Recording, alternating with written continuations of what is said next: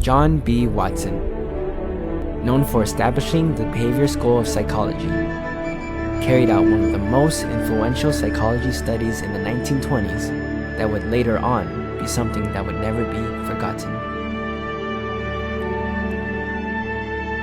Classical conditioning, first experimented by Ivan Pavlov, was used on a dog when an unconditional stimulus was used to produce an unconditional response, and a conditioned stimulus was used to produce a conditioned response. This was later on extended by Watson in his demonstration of the Little Albert experiment.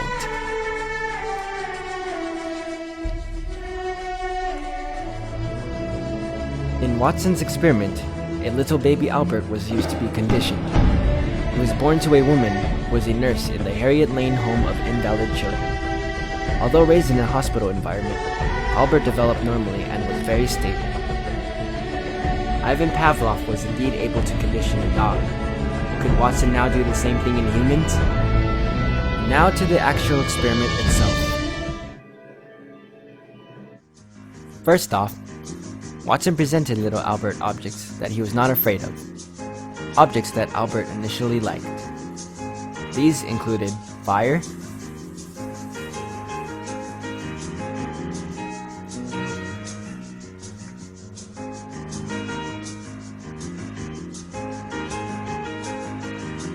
a monkey,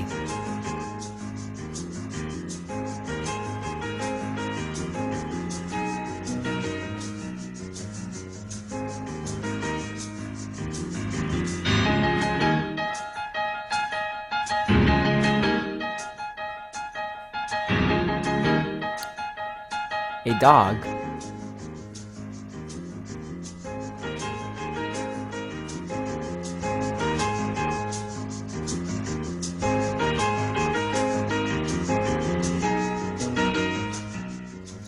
a rabbit,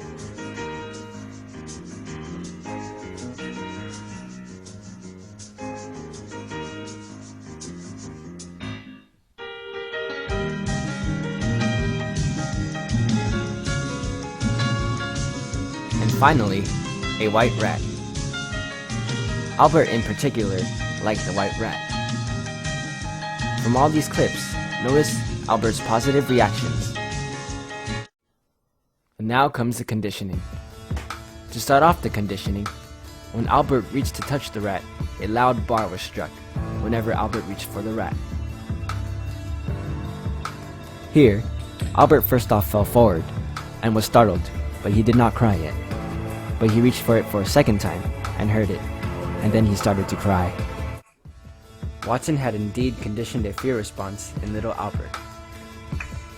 Albert was then shown a rabbit. He immediately cried and got as far away as possible from it. Then a dog was also brought in. Albert did not cry right away. He was acting cautious, and it was only when the dog came right up to his head that he began to cry and tried to get away from it. After this, a seal fur coat was brought in. Albert turned away from it and was agitated.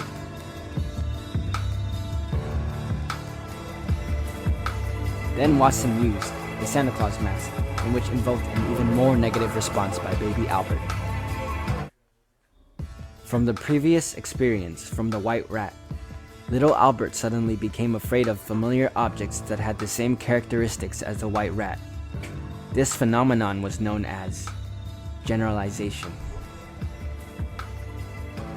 Watson then wanted to test whether the reaction would carry over in a different setting. The previous tests were done in a small dark room, but now he was brought into a larger room.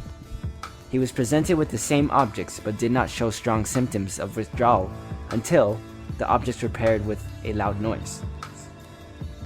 Watson now wanted to see if fear could remain in Albert over a period of time, so Albert was brought home and returned in 1 month.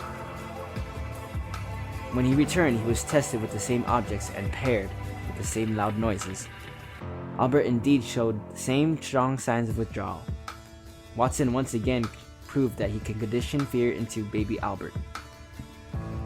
Watson concluded that phobias were most likely conditioned responses. The little Albert study is extremely important in psychology and other disciplines. It has inspired other important researchers of the past and continues to impact the direction of the psychological investigation today. And blues. Opponent process theory tells you about vision, less complex than math and cellular division. Herring said there were 3 pairs of color receptors, including red, green, yellow, blue, black and white colors.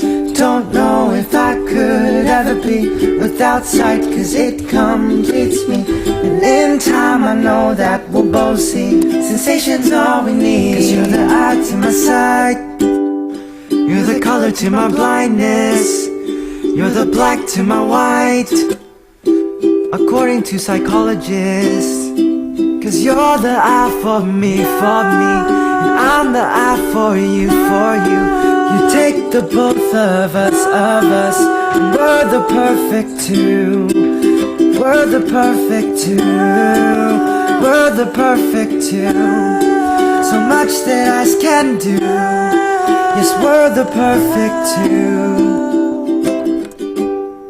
You know that I'll never doubt you, and you know that I'll think about you, and you know I can't live without you.